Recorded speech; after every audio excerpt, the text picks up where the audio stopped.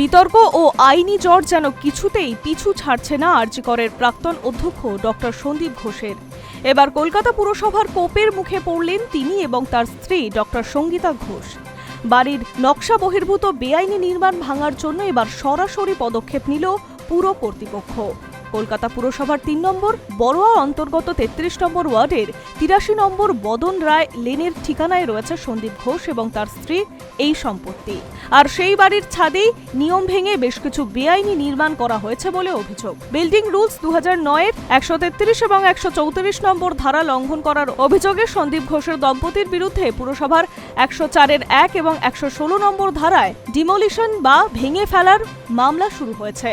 পুরসভা সূত্রে জানা গিয়েছে, জনৈক অংশুমান সরকার নামের এক ব্যক্তি সন্দীপ ঘোষের এই বাড়ির বেআইনি নির্মাণের বিরুদ্ধে পুরসভার কাছে লিখিত অভিযোগ জানিয়েছিল।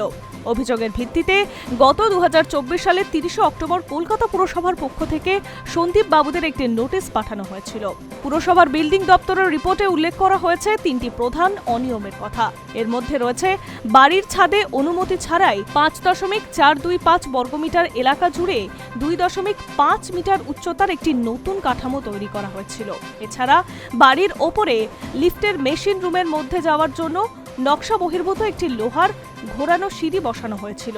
এছাড়া রয়েছিল দোতলা লেভেলের একটি দরজা থাকার কথা, সেই দরজা বন্ধ করে সেখানে বেআইনিভাবে নতুন করে ইটের দেওয়াল তুলে দেওয়ার অভিযোগ।